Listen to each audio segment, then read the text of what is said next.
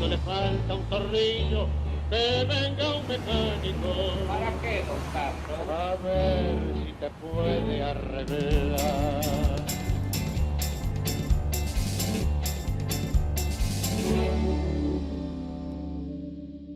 Bienvenidos a esta nueva edición de El Tornillo, aquí en el canal de la ciudad. Profe, ¿Cómo estamos? Luis instaló una idea, un concepto de que viene un ciclo en la región hacia gobiernos de derecha, promercado, alineados con los Estados Unidos, a partir de la elección en Bolivia, por supuesto Argentina 23. Ahora vamos a ver qué pasa en Chile, con la segunda vuelta entre Kast y Jara. ¿Hay algo de eso? ¿Hay tendencias donde uno puede ver movimientos coordinados de países tan diferentes? Pareciera que sí, ¿no? Y hay un tema, Sergio, es la gente que elige. Vos fíjate que antes los cambios de paradigma, que eran cambios dentro de una normalidad, ¿no es cierto?, majestática, se daban por la crisis. Vos fíjate, ¿no? Alfonsín, la alternativa iba a ser Cafiero, dentro de la socialdemocracia. ¿Qué motivó el giro hacia la derecha liberal? La crisis. Después, ¿qué motivó el giro hacia la izquierda? La crisis, ¿no es cierto?, que tuvo de la Rúa. Claro. A partir de la irrupción del kirchnerismo y una perspectiva, digamos, de alternativa del otro lado, como la de la Alianza, o de Cambiemos, mejor dicho, vos viste, ahí se empieza a votar modelos, pero se ensancha la grieta, Claro. ¿no es cierto? Ahora, esta idea de agotamiento, ¿no? Que se agota un ciclo, que empieza otro. Cuando uno mira las elecciones, bueno, en el caso de Chile probablemente haya una diferencia sustantiva, ocurrió en la Argentina un margen mayor al esperado, pero muchas veces, por ejemplo, la elección de Macri en el 2015 ganó la segunda vuelta por 2 puntos. Por 2 puntos. No le sobró nada. Uno puede hablar de agotamiento de un ciclo cuando el candidato gana por 2 puntos, es un poquito arriesgado, ¿no? Pero los medios necesitan de eso, y la gente también, ¿no? La renovación, el cambio, el chivo expiatorio, fundamental, ¿no es cierto? Arrasó. Sí, el otro más o menos, ¿no? 2 Claro. puntos, 3 puntos. Lo que habla también de una dinámica electoral, ¿no es cierto?, que refleja la opinión pública, pero después pasan cosas, ¿no es cierto? Pasa el gobierno. Claro. Entonces esa mayoría es una mayoría, digamos, suave. Y del otro lado la oposición también es suave en términos electorales. Entonces da como margen de maniobra. Mirá Milei, ¿no? Da margen de maniobra. Quizás porque los opositores quedan como cuando uno pierde el fútbol, resignados, ¿no? Nos vamos al vestuario llorando. Hay algo de eso, ¿no? Así, Luis, cuando uno escucha estos conceptos, ¿no?, como el de agotamiento, la pregunta es, ¿cuándo empezó el agotamiento? ¿No? Porque uno, claro, es algo súbito, es algo gradual. Por ejemplo, uno, analizando ahora la política en la Argentina, uno se pregunta, bueno, el gobierno que venía tan, la verdad, ¿no?, a los tumbos ante las elecciones, simplemente con ese resultado se reacomoda en el centro de la escena y le alcanza para gobernar, o hace falta otras cosas tomando las elecciones como oportunidad? Porque por algo te desgastaste tanto, ¿no? Así es. Vos fíjate que manda en lo que es todo lo líquido el gobierno. Claro. Opinión pública y mercado, especialmente financiero, ¿no es cierto? Y después el término de lo material, lo tangible, lo que uno puede tocar, ¿no? Congreso, gobernación, Gestión. ¿no es cierto? Gestión. La calle que está vacía, ¿no es cierto? Pero eso cuesta un peso. Lógico. Entonces vos ahí tenés una expectativa de que esto líquido de alguna vez por todas se arme materialmente. Pero no sé si al gobierno le conviene, porque eso implica gastar plata, ¿no es cierto? Seguro. Entonces lo que se viene, que es un mundo de reformas, y reformas que son casi, te diría, no reformas económicas o políticas, son reformas de la Argentina. La Argentina nunca funcionó así, ¿no es cierto? Nunca funcionó como una sociedad de mercado pujante en sí misma. Nunca. Por ahí, ¿cierto? en la década del 80 del siglo XIX, Bueno, sí, pero con claro, la presencia pero- del Estado armando el mercado. Bueno, armó ¿no? la burguesía. Claro. Armó una Desde una arriba. burguesía que no se metía en política, ¿no es cierto? Exactamente. Entonces, ahí vos tenés un mundo diferente, que es ahora se le pide a la sociedad civil el protagonismo, ¿no? Se escucha, el Estado le está sacando el pie de encima. Sí, pero tampoco está gastando lo que generaba consumo. Entonces, ¿cómo ahora generar una nueva fuerza? ¿Qué sé yo? Crédito, expectativas, futuro, inversiones. Ahí la agenda, cuando uno analiza, y no solamente en la Argentina, ¿no? De las prioridades de la sociedad, muy a menudo, Luis, está, si no monopolizada, dominada por temas que no tienen que ver ni con los partidos políticos, ni con los líderes, ni con la democracia, ni con las elecciones. Tiene que ver con la capacidad del Estado de responder a demandas específicas de la ciudadanía o del mercado de generar oportunidades para la sociedad, ¿no? Y ambas cosas muchas veces están imbricadas, al margen de que uno quiera o no quiera más o menos Estado. En la práctica funciona es así. de ese modo. El tema ahí entonces de hasta qué punto la democracia como sistema político se hace responsable, es responsable, paga el costo de la incapacidad del Estado, se vuelve un tema muy relevante, porque en Muy definitiva relevante. no tiene que ver con la democracia. Si la democracia no funciona, bueno, la democracia te elige los dirigentes, Totalmente. elecciones libres, justas, hay mecanismos de control. Ahora, si después el Estado fracasa, Así es. ¿qué ¿no? podés hacer? La democracia te da, diríamos, las políticas marco. claro, ¿no? la regla del juego. Las reglas de juego, las políticas marco, las decisiones importantes que llegan a la gente, ¿no es cierto? Y la gente decide. Y después hay, qué sé yo, 50.000 decisiones diarias que toma un ministerio nomás. Seguro. ¿No es cierto? Que eso es inercia, ¿no? Entonces el gobierno, claro, encarando estas reformas hipermacro, de generar una Argentina distinta, quizás porque la otra quedó destruida, ¿no? Y no se puede ni siquiera oponer. Allí, Luis, surge la cuestión de si las reformas que propone el gobierno alcanzan, ¿no? ¿Alcanza acaso con una reforma laboral? Ojalá se discuta una buena reforma laboral, se genere empleo decente, Obvio, blanco, obvio. etcétera, ¿no? Pero ¿alcanza con eso un país que está con tantas deficiencias en todos los planos? A ver. ¿Alcanza acaso una política tributaria mejor? Uno diría casi cualquier política es mejor de la que tenemos, pues es un desastre. Sí. Pero bueno, sacás, suponete que baje 2 o 3 puntos un impuesto, que saques ingresos brutos, que sería maravilloso, lo reemplaces por otra cosa, un IVA provincial. ¿Alcanza con eso o hace falta una visión más reformista, más integral, más profunda? A ver, hoy no hay trabajo porque es costoso contratar a alguien o bien porque no hay actividad económica. Claro, ahí tenés. ¿No? Entonces, estamos como pensando un país, ¿no es cierto? Como si esto fuera, digamos, una Ferrari que hay que, digamos, ponerle cemento bueno, semáforos lindos, pero falta el motor. Y eso todavía no está decidido, ¿no es cierto? Porque se dice, bueno, va a venir la energía. Cuando uno computa, y esto es algo que a los argentinos nos duele, nosotros pensamos que tenemos recursos para tirar para arriba, recursos naturales. Y este es un país donde hay recursos naturales, pero no alcanzan, no alcanzan. Entonces necesita actividad económica de otro tipo, ¿no? Claro está que la industrial, como, qué sé yo, en la época que éramos chicos, no va más, ¿no es Ayer, cierto? como chicos, Cuando éramos como chicos, si fuera el ayer. siglo Cuando- pasado. sí. Mediados del siglo pasado, chao. ¿No? Eso pareciera que no va. Entonces está todo el tema de la innovación. Claro. Ahora, esto, que es el futuro que se está haciendo presente en nuestras puertas, llama a que mucha gente, digamos, quede afuera Claro. y está muy lejos de las nuevas tecnologías, de la innovación, ¿no es cierto? Entonces, ¿qué va a pasar con los costos de transacción entre un modelo y otro, ¿no? Finalmente la Argentina siempre fracasó, ¿no? En eso, porque los costos de transacción fueron muy altos. Fíjate, Luis, que esto es una agenda de debate que lamentablemente la política está ignorando, ¿no? Se concentra el debate de si reforma laboral sí, reforma laboral no, cuando todavía no se conoce el borrador de la reforma laboral. Claro. O sea, una cosa medio ridícula. Es más, fíjate que el otro día me decía un abogado laboralista, me decía, mirá, la mejor reforma laboral, si no cambiás a la justicia laboral, Claro.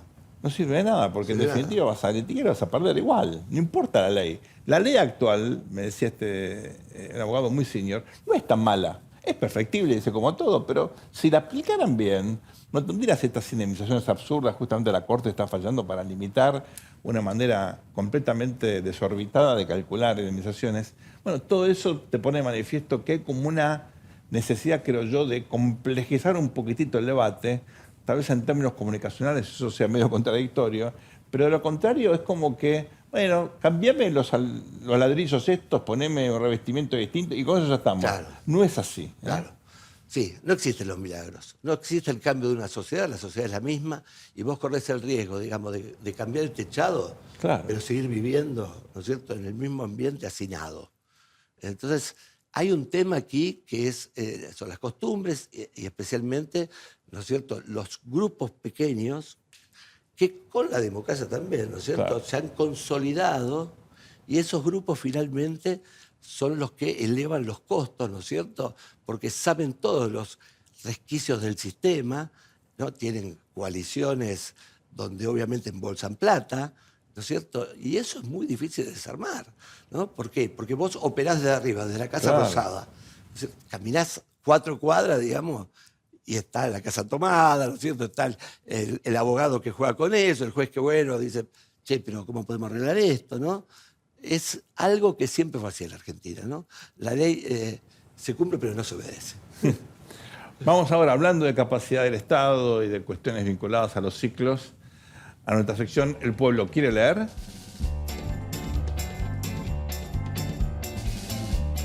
Desarrollo económico y capacidad del Estado. Ajá.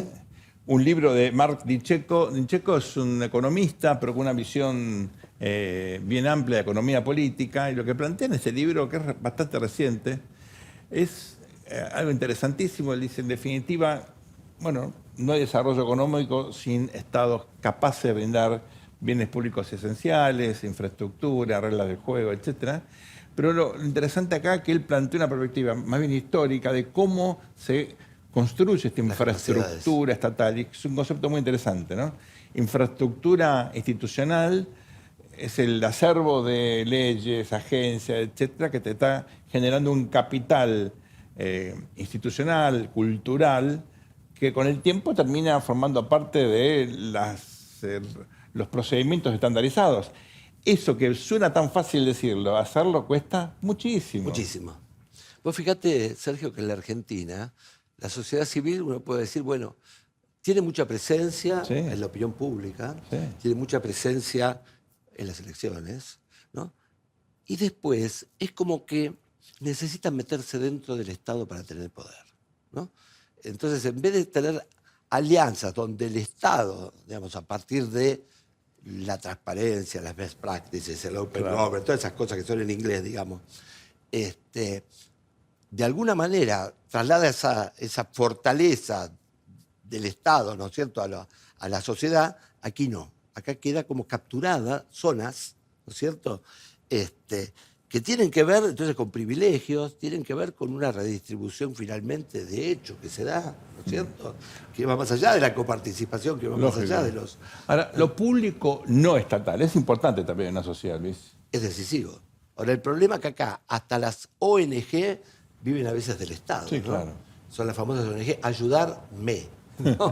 Ahora, hubo un intento... ¿Dónde está la mía? No, está bien, pero hubo un intento de reestatización de la sociedad a partir del triunfo de Kirchner en 2003, Sí, ¿verdad? claro. Había como una esfera Totalmente. un poquito más autónoma de la sociedad Totalmente, civil totalmente. hasta la caída de la convertibilidad. Totalmente. Uno puede decir que, a ver, el peronismo de alguna manera absorbe lo que era la provisión de ciertos bienes públicos por la sociedad civil, ¿no es cierto? Cargaban diciendo esas son damas de beneficencia. Claro, cuando vos comparás la ONG con la OG, la organización gubernamental, ¿no es Claro, cierto?, obvio. tiene muchísimo más poder y más cuando fue esa organización cuasi militar, ¿no es cierto?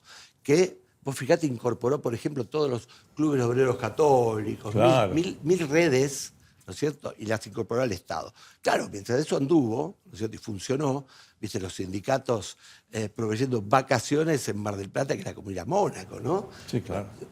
Todo funcionó bien. Ahora, el problema cuando es la decadencia, ¿no? Esos son privilegios después. Capacidad de Estado, la razón de Estado, la historia del Estado. De todo esto, después de esta muy breve pausa, vamos a hablar con nuestro invitado de hoy, José San Martín, un nombre Poderoso. poderoso, que es un amigo de la casa, que realmente nos va, creo yo, a iluminar mucho sobre esta cuestión que a veces parece medio secreta, pero que es fundamental. En el Estado actual, en el Estado moderno anterior y en el Estado que viene también. No se vayan, después de esta muy breve pausa volvemos aquí en El Tornillo. Al mundo le falta un tornillo, que venga un mecánico. Continuamos aquí en el segundo bloque del Tornillo y tenemos el placer, como le comentábamos antes, de recibir a un amigo de la casa, colega aparte y con un apellido ilustre, José San Martín. Un placer tenerte con nosotros. Un honor para mí. Muchas gracias, por Sergio. venir. José es politólogo, estudió historia, casi igual que yo. Igual que vos, igual que vos. Pero dedicó su vida profesional, al margen de ser académico, a la inteligencia. Entonces, me parece que es crucial que nos ayudes a probablemente sacar todos los prejuicios que tiene esa palabra, ¿no? Que para mucha gente remite a los sótanos, como diría Ortega, de la política, para otros es algo entre oculto y mal visto. ¿Qué es la inteligencia? Y otro de James Bond, ¿no es cierto? O James Bond también. ¿Y cómo se aplica a la vida cotidiana? La inteligencia está inmanente y permanente en todos los ámbitos de la vida profesional y empresarial de un país, pero también en su vida institucional. Lo que ocurre es que se puede detectar más o menos. Lo habitual es no detectarlo si funciona bien la inteligencia. Lo que hay que tener en cuenta es que esa inteligencia sirve a los intereses públicos si está bien hecha y sirve a intereses particulares si está mal hecha. La inteligencia no deja de ser una herramienta de que disponen los estados para hacer el bien o incluso el mal si los políticos son cortos de miras, egoístas patológicos o narcisistas insaciables. Tenemos alguno de esos. Sí, sobran. Alguno hay. ¿Y siempre es clandestina la inteligencia? Tiene que ser discreta para ser eficiente. Discreta. Es distinto. Clandestina lo es cuando es impura. O sea, el uso de la inteligencia es una herramienta inocua, en teoría. Lo que ocurre es que el fin que se le quiere dar, cuando se quiere, digamos, espiar a un adversario del propio partido, por ejemplo, eso no tiene nada que ver con el sistema de inteligencia. Eso es un uso burdo, bastardo, inmoral y absolutamente ilegal de la inteligencia. La inteligencia es para defender a la comunidad contra cualquier peligro, interior o exterior, evitar conflictos, evitar atentados, evitar riesgos y, por supuesto, evitar amenazas. ¿Cómo surgió tu interés por ese tema? Ya de siempre, o sea, me apasionaba. Quería saber cómo se lograba llegar al proceso de toma de decisiones para detectar un perfil negativo, alguien que pueda significar una amenaza en un ámbito, digamos, cordial, amable, de amistades, pero también en ámbitos donde el Estado puede intervenir. Y de ahí vino, lo uno llevó a lo otro. O sea, y siempre busqué explicarme por qué funcionan las cosas, por qué y dónde están las causas de esto y de lo otro, cuál es la razón real de los problemas fundamentales. Y las ideologías políticas me parecían patéticas excusas para ocultar la realidad. Y sigo pensando lo mismo. La ideología política está pensada para anestesiar, no para explicar. Cuando uno piensa la cuestión de la inteligencia, es una de las capacidades del Estado más fundamentales, ¿no?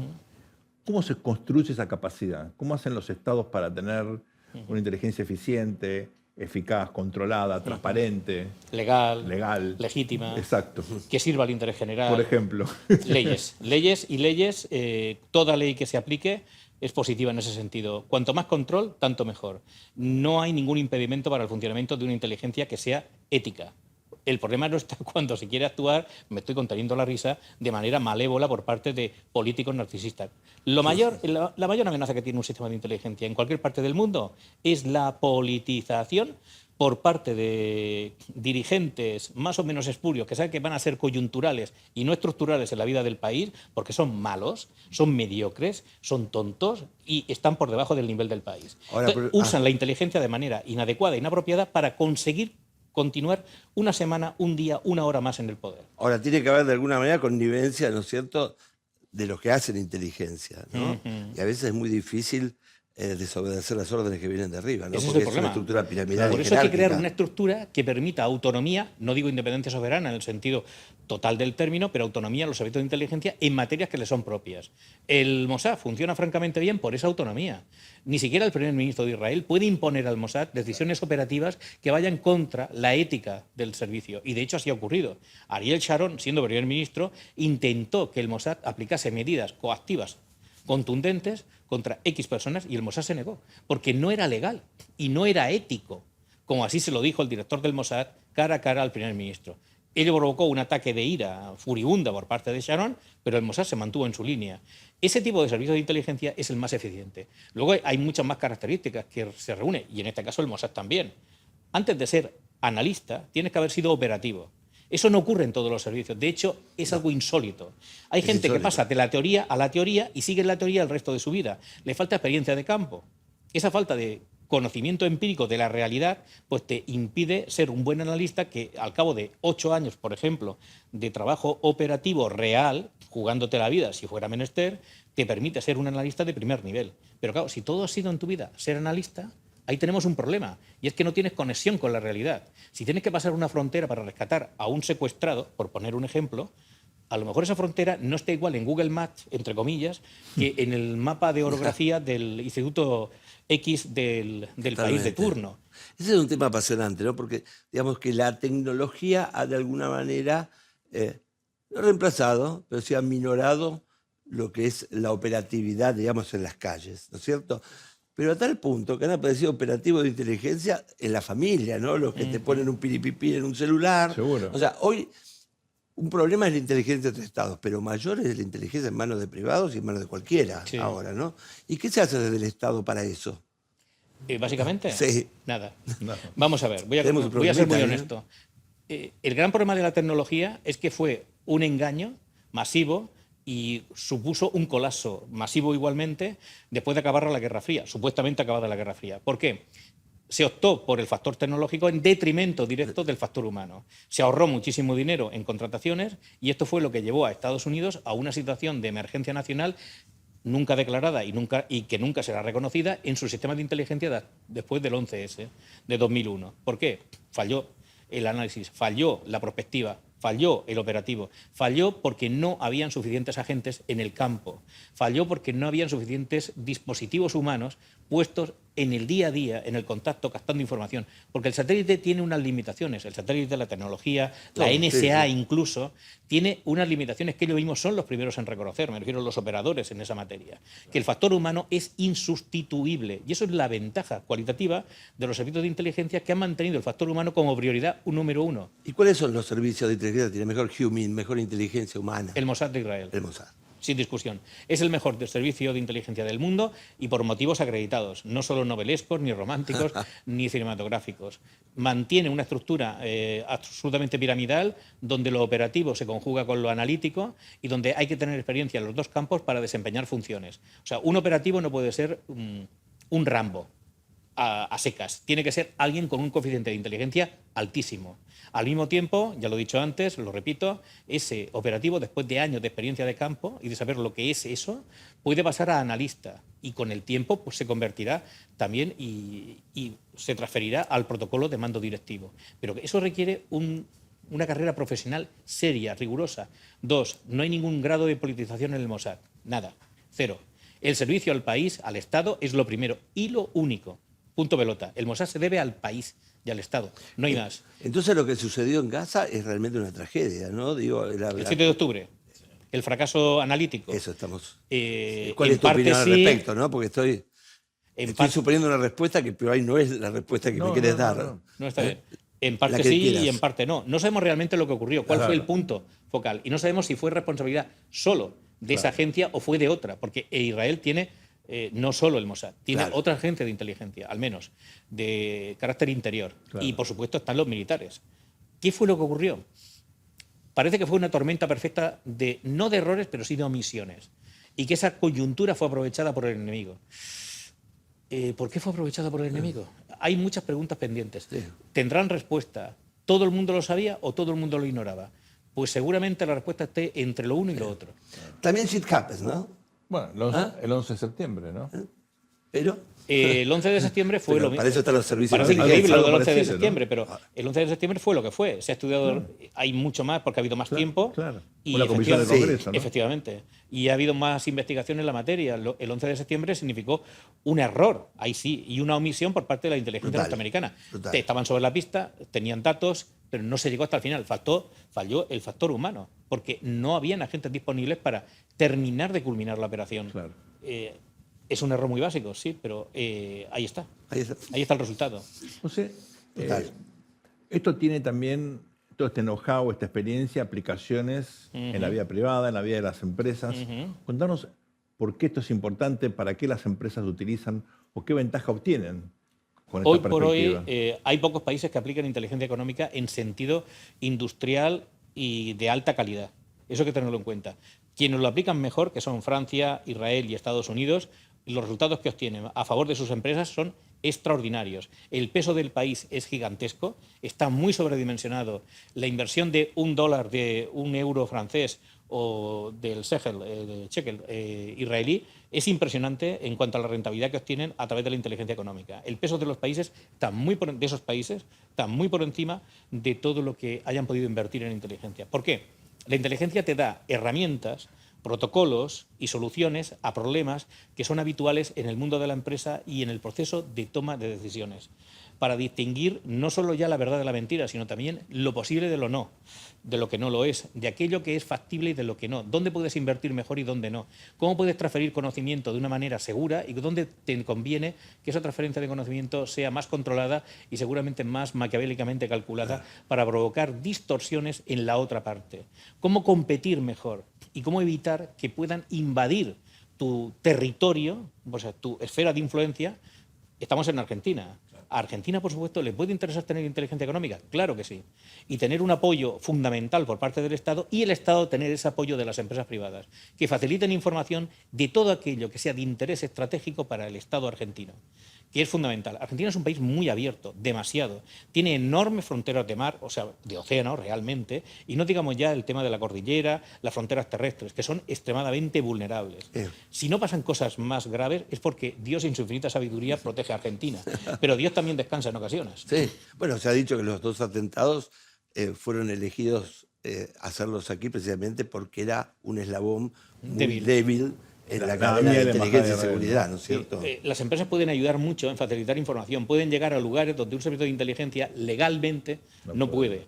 Pueden obtener confianza y generar espacios seguros para la actividad de agentes argentinos en cualquier parte del mundo. O sea, las posibilidades son enormes. Yo considero, y esta mañana lo he explicado en la Universidad Católica Argentina, que el modelo más adecuado para este país de inteligencia económica es sin duda, el francés. Porque el nivel de sobredimensionamiento económico que requiere el modelo norteamericano o el israelí, hoy por hoy Argentina no lo puede ofrecer, pero puede empezar a funcionar muy bien con el patrón francés porque se adapta perfectamente a lo que el informe Martre en 1994 diseñó para Francia y que ha tenido un éxito extraordinario. ¿Y qué de la inteligencia china respecto al espionaje industrial y todo eso? Es una actividad habitual de ellos y no solo de ellos. Lo han hecho francamente bien. La verdad es que el éxito ha sido absoluto. Parece, ¿no? Y ha sido tan absoluto como que hoy nosotros estamos, digamos, comprando productos que ellos han adaptado, entre comillas, entiéndase el eufemismo galante, y la ironía. y al mismo tiempo ha sido inventado en parte por nosotros. O sea, estamos pagándoles a ellos por nuestros propios productos, que tiene un lado cómico realmente irónico. Claro. Bien, pues eso es un éxito.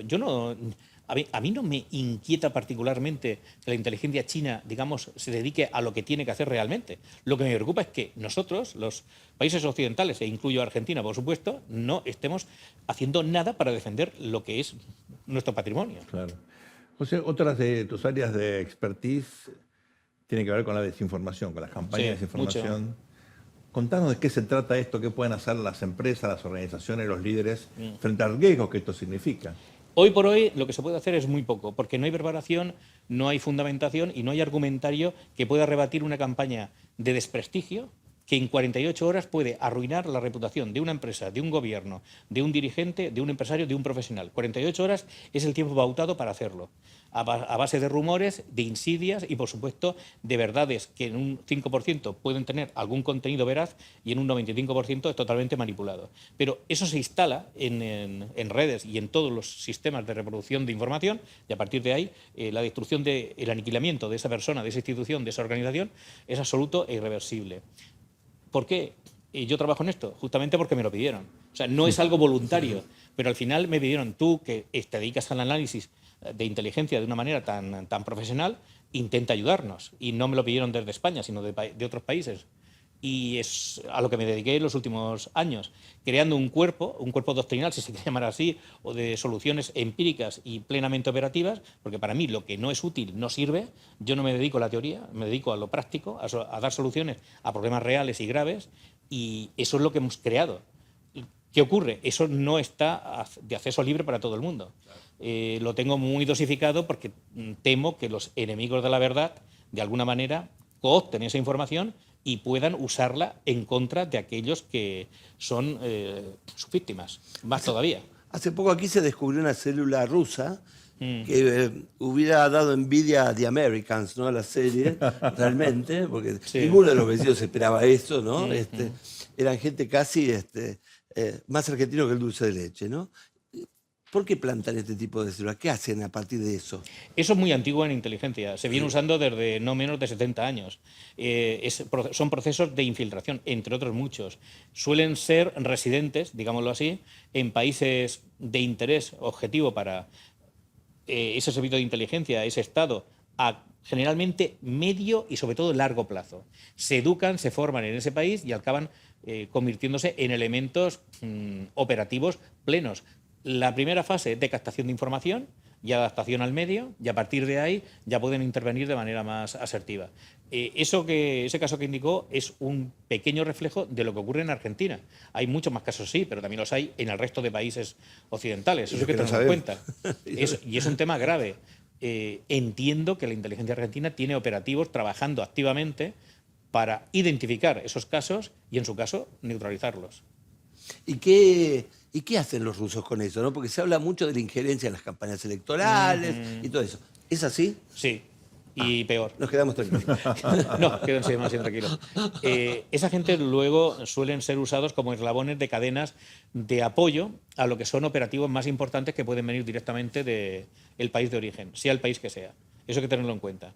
Pueden acoger, pueden ayudar, pueden dar información, pueden facilitar documentos, comprar billetes de viaje a su nombre, etcétera, para hacer pasar desapercibidos por fronteras y por muy diferentes lugares a agentes que vengan del país de origen y que le den cobertura.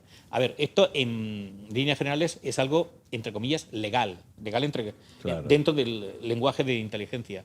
Lo que no lo es tanto es cuando se intenta distorsionar la información, generar confusión y provocar pánico social, usando la formulación de Stanley Cohen, en la sociedad de acogida.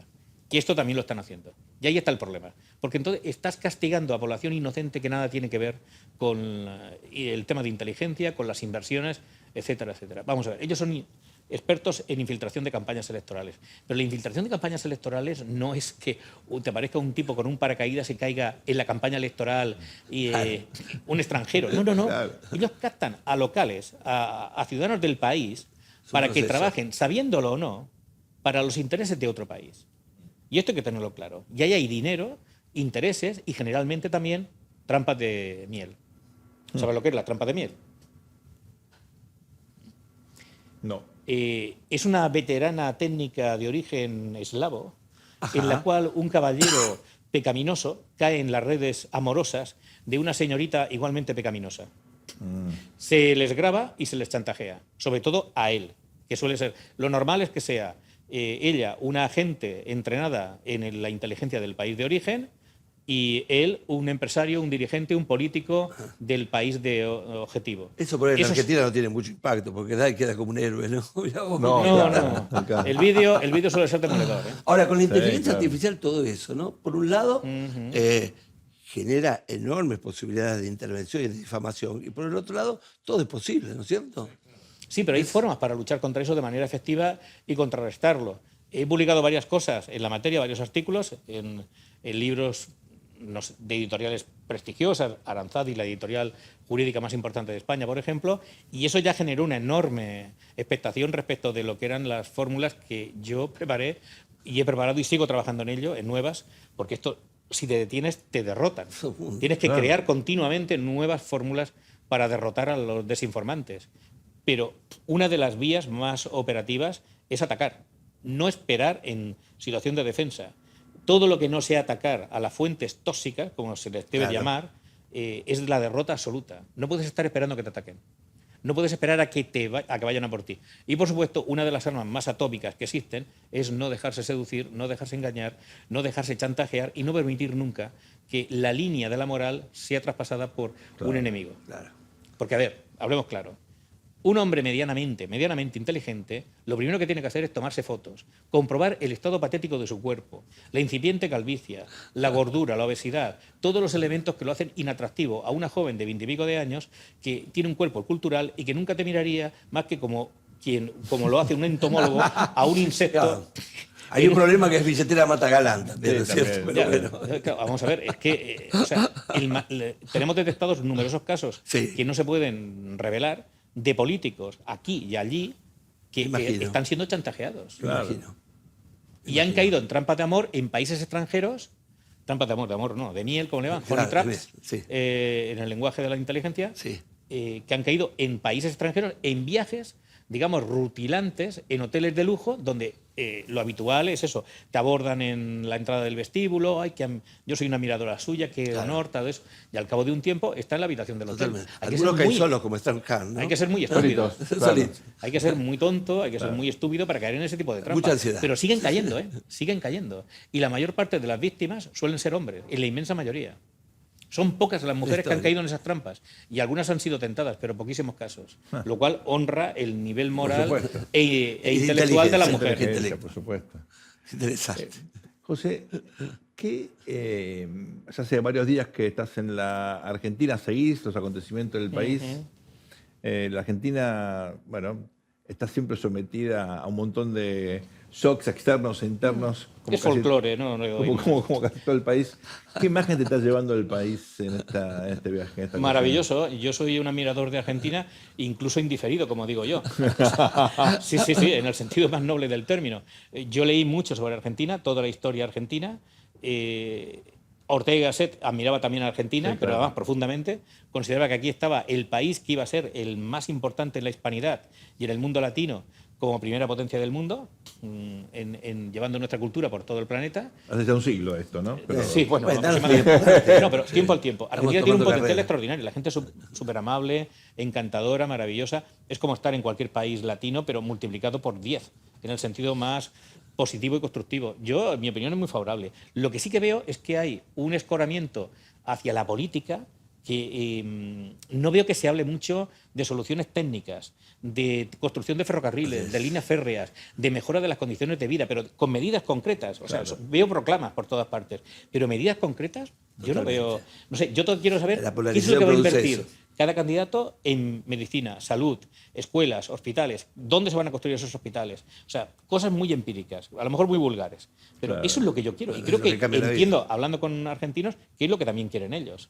Un político que haga una campaña electoral basándose en soluciones concretas y propuestas solventes, yo creo que tendría mucho éxito. Pero por lo demás es un país con un potencial enorme. El problema es el que es, la politización. ¿Ves que el problema de la polarización, que para nosotros es un tema tópico de debate aquí, con todos los invitados, pensamos en eso desde el punto de vista también académico, cómo cerrar un poco esta brecha tan enorme, que es no solamente ideológica, a veces es personal, cognitiva, es como que se Y en mezcla. todo caso artificial, ¿no es cierto? Bueno, porque claro. llegado al punto la gente no está polarizada, la política produce una oferta polarizada. Uno lee que, bueno, hay otros países, incluso el tuyo, donde también la polarización Sí, es muy mucho, extrema. ¿Es así? ¿Vos ves que es un fenómeno global o general, más que particular? Lamentablemente, yo diría más bien que es un fenómeno creciente y terriblemente creciente, porque también se da en Estados Unidos, Sí. donde hay una ruptura Esa es verdad. de un consenso que hasta este momento había sido muy relevante en el país y que era un ejemplo para las democracias occidentales, y ahora ser de un lado es prácticamente ser enemigo del otro lado, cosa que nunca había ocurrido. No, Esto no puede ser, así de claro. Hay que recuperar el sentido común y el término medio que Aristóteles defendió siempre como equilibrio dentro de la democracia. El problema es que eso se produce porque ya no hay estadistas, porque tenemos políticos que tienen un perfil que es el que es y no tienen pretensiones de mantenerse en el poder más que a fase de confrontación. Ya el problema de las campañas electorales es que no intentan convencer a la otra parte del país, sino mantener a un grupo de creyentes propios que no se muevan y que se queden ahí. ¿Qué es lo que tienes? Pues inestabilidad, porque nunca vas a conseguir una mayoría suficiente. Tampoco lo pretenden. Ellos con tener para ellos, esos dirigentes, parece que es suficiente. Aquí lo que hace falta es un De Gaulle, es un Adenauer, un gran estadista que abra las fronteras ideológicas y que transite a lo que tiene que ser el servicio al El país. problema es que no lo podemos comprar en el supermercado. ¿no? Patriotismo, honestidad y ejemplaridad moral. Eso es lo que necesita y no hay más. O sea, ¿tú crees que es una cuestión más de líderes que de No hay un problema de colectivos? país. El país no tiene ninguna enfermedad, nunca la ha tenido. Ya. El país no es malo, la gente es maravillosa. El problema está en la línea política. Que hay una confrontación, un caínismo que es brutal, que no solo aquí, se da en muchos más países. Sí. De ruptura, de fronteras ideológicas, de falta de respeto, de insultos, de ofensas. ¿Pero esto qué es? O sea, Ahora, también hay una cierta indignación en el electorado y una cierta Sí. decepción, ¿no es cierto?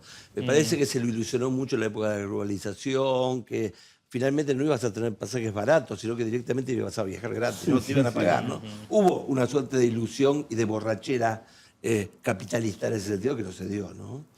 Ya, pero el problema es que eso no era real. El ahorro, la buena administración, los buenos modales, el buen gobierno son parámetros tan antiguos como presentes. O sea, no van a cambiar y eso va a seguir existiendo siempre. Si no ahorras, no tendrás dinero. Si no te pagan bien en el sueldo, el salario, no vas a poder ahorrar. Si es que es la pescadilla que se muerde la cola.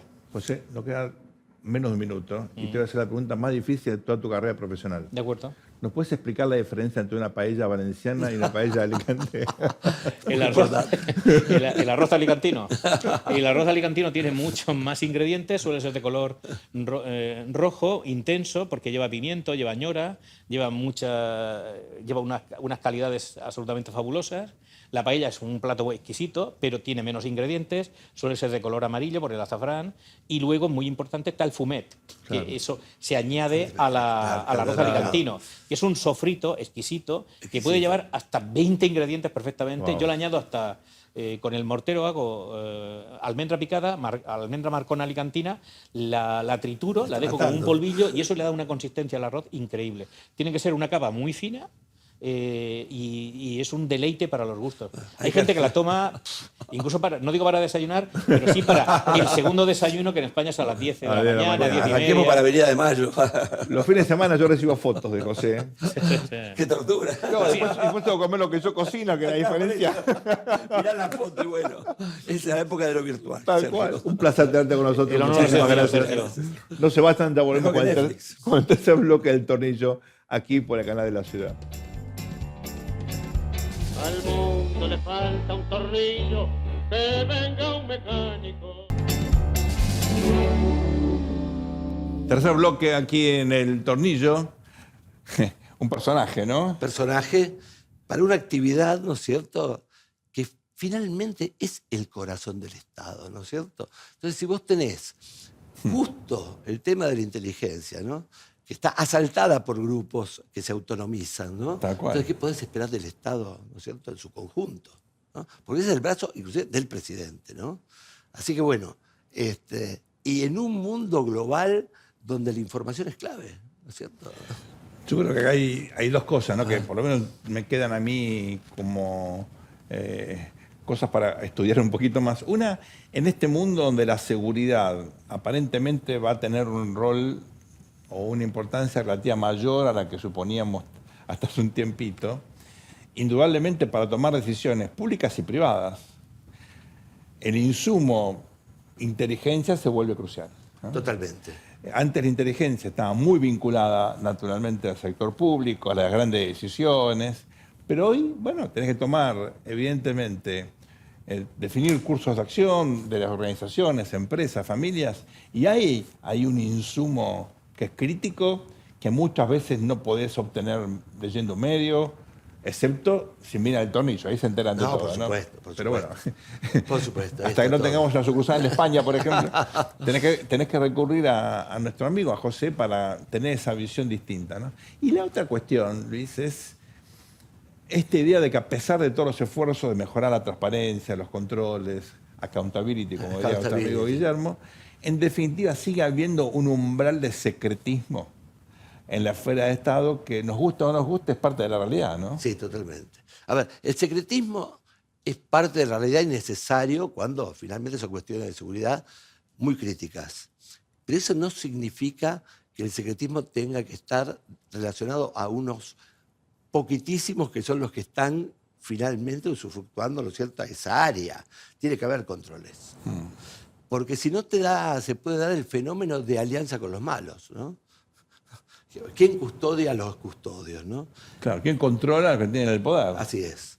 ¿No? Muchas veces vos recurriste a gendarmería porque si recurrías a la policía llamaba por teléfono antes, ¿no? Bueno, eso pasa en investigaciones judiciales, ¿no? Por supuesto.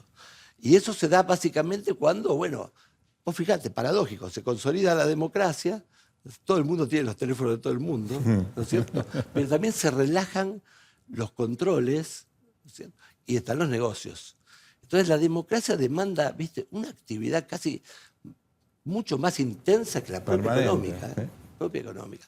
Ahora, cuando los representantes, digamos, son ninguneados, porque ellos hacen todo lo posible, pero además, digamos, se los toma como chivo expiatorio, y bueno, ahí tenés un problema, que es un desbalance, ¿no? Hay un elemento, Luis, que vos conocés mejor que yo, y es la cooperación que existe entre agencias hermanas en diferentes países. Decisiva. Porque, bueno, hay mucha información Decisiva. que es común a todas, ¿verdad? Decisiva.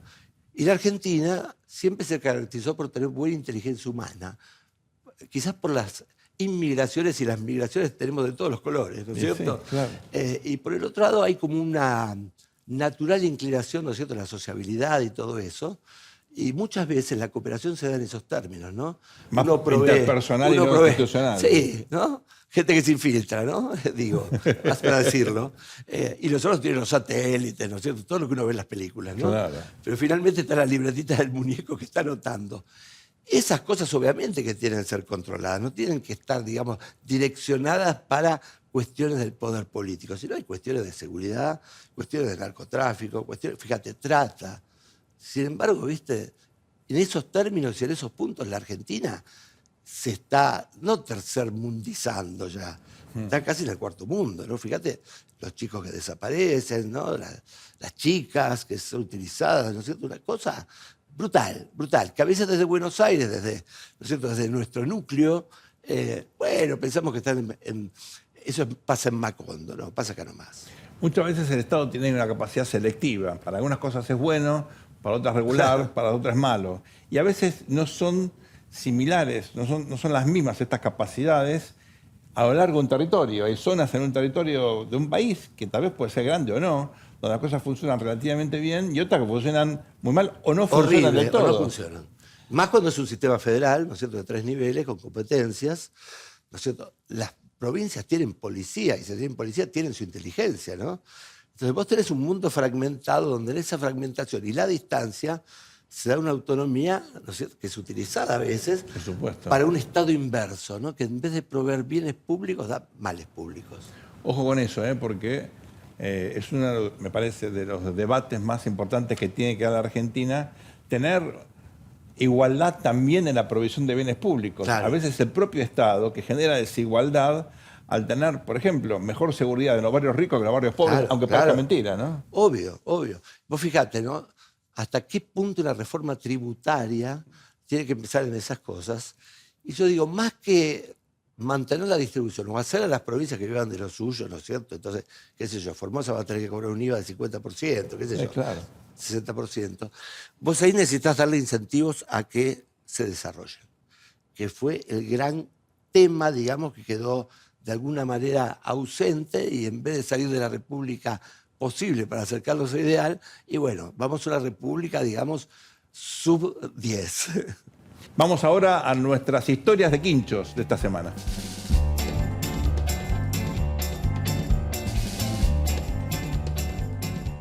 A propósito de la cuestión de los servicios de inteligencia, Ajá. cuando Argentina firma el memorándum de entendimiento con Irán y explota la CIDE, un cliente me pide un diagnóstico y yo le soy sincero, digo, mira, yo de esto no sé nada, así que me tengo que poner a estudiar. A ver qué Ni pasa. siquiera tengo anteojos negros. No sé, no sé de qué se trata, dije la verdad. Entonces me puse a averiguar un poco, hablé con algunos especialistas. De hecho, no te acordás, pero yo te pregunté algo en esa época. Y dije, bueno, vamos a ver qué pasa con estos temas en el mundo. Me pongo a ver alguna literatura y descubro a un politólogo, colega nuestro, Gil Merks. Originalmente, él de una familia escocesa, pero claro, creció en Venezuela porque el padre trabajaba en el petróleo. y terminó obviamente Ahí no usaba los kilos, ¿no? Porque Claro. ahorita en Venezuela mejor. Ahí terminó convirtiéndose en un gran latinoamericanista. Sí, totalmente. Ya estaba en esa época en la Universidad de Duke y justo estaba viajando para Estados Unidos y lo pude ir a ver. Justo a tu área de influencia. Bueno, Digo, entonces le pregunto, le dije, mira, Gil, pasó, ¿de qué viene? pasó esto, y me dice, bueno, mira, acá hay dos modelos de organización de los servicios de inteligencia en el mundo.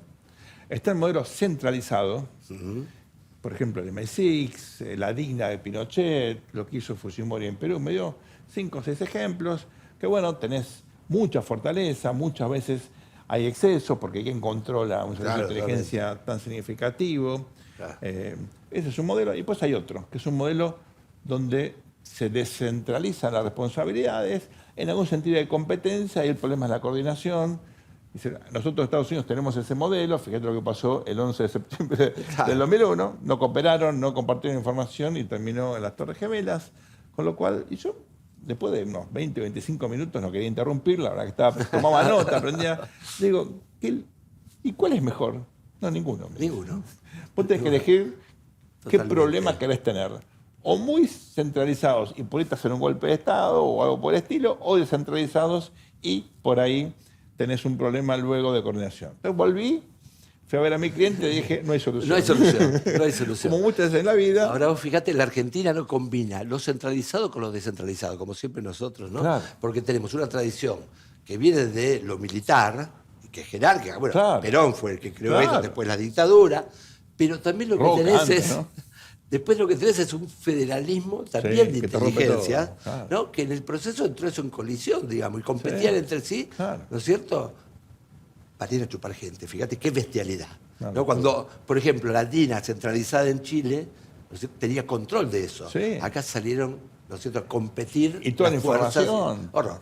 Así que bueno, ahí estamos. Hay cosas Mejoró que un poco, no tienen mejoró. solución y Mejoró, con eso mejoró. culminamos nuestra tarde de quincho y vamos ahora sí a los premios El Tornillo de esta semana.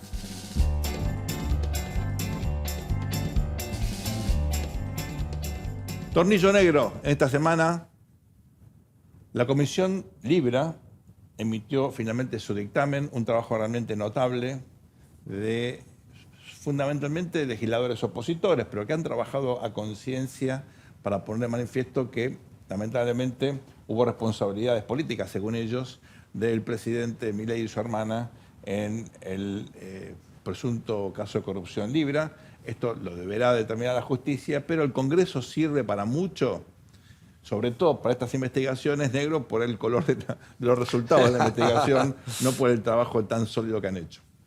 Muy bien, y tenemos el tornillo dorado, que va a ir para Martín Fierro o para los Martín Fierro. A ver. Así que van a ser 2 en 1, ¿no? Primero, el Martín Fierro, ¿no? Nuestra obra de literatura, digamos que es nuestro emblema nacional. Pues fíjate que es muy incomprendido, ¿no? Cuando dicen, por ejemplo, esta cuestión de un padre que da consejos más que padre es un amigo, ¿no? En estas épocas de autoridad débil se lo ve como algo bueno, ¿no? Un padre que da consejos es solo un amigo, ¿no? El padre es algo más, ¿no es cierto? Claro. Y después, obviamente, esta cuestión muy importante, ¿no?, de los hermanos sean unidos, ¿no? Porque cuando entre ellos se pelean, los devoran los de afuera. Y esto está muy aplicado ya al peronismo, ¿no? Fíjate, no sé si son hermanos, digamos, de sangre o de lo que sea, pero es más que, digamos, más que pelea fratricida, ya es un canibalismo donde se está llevando el brazo de uno, ¿no? Y esto, de alguna manera, resiente al sistema democrático porque necesita de la oposición, ¿no es cierto? Y necesita de un arquero, viste que ahora está de moda decir, Milei, digamos, tiene el penal y falta el arquero. Siempre necesita de un arquero, porque así los gobiernos son controlados. No pasa lo que pasó al principio, por ejemplo, de este gobierno, creo que aprendió, ¿no? Tomó nota. Así que, tornillo dorado para el Martín Fierro en este sentido. Y queda el otro Martín Fierro, que es para el Canal de la Ciudad. Muy bien. ¿No es cierto? Tenemos 9 nominaciones y entre ellas está la cuestión, ¿no es cierto?, de la Administración General, ¿no es cierto?, del canal. Así que, tornillo dorado para esta que es nuestra casa, ¿no es cierto? Y estamos muy agradecidos por estar aquí. Y finalmente, acá ven el tornillo transparente. ¿Lo ves, Luisito? Transparente. Bueno, el cuento de Christian Andersen, ¿no? Digo, El tornillo suponemos. transparente. La transparencia en la Argentina está sintetizada en la figura de don Julio Grondona. Una persona caracterizada por una gestión impecable, siempre mostrando los resultados. Ajá. Por eso vamos en términos relativos con lo que está haciendo Chiquitapia. Esto es un poquito irónico. Claro, una cuestión comparativa. Comparativa. Ah, bueno, claro. Comparado con Chiqui, lo que ha hecho don Julio fue una cosa maravillosa. Totalmente. Estamos de primos Un jovelianos. un ejemplo beberiano de administración. Así que, don Julio, donde esté allá arriba, Te abajo, perdonamos, donde te sea, perdonamos. lo perdonamos, le damos el tornillo transparente porque usted no sabe lo que está haciendo Chiquitapia. Usted jamás hubiera imaginado hacer una cosa así con su arsenal. Así que se lo merece este tornillo transparente. Muy bien. Y de este modo damos por terminado este programa. Gracias por acompañarnos. Ha sido un placer tenerlos con nosotros. Los vemos la próxima semana, el próximo domingo aquí en el canal de la ciudad a las 21 horas. Muchísimas gracias. Falta un tornillo, que venga un mecánico.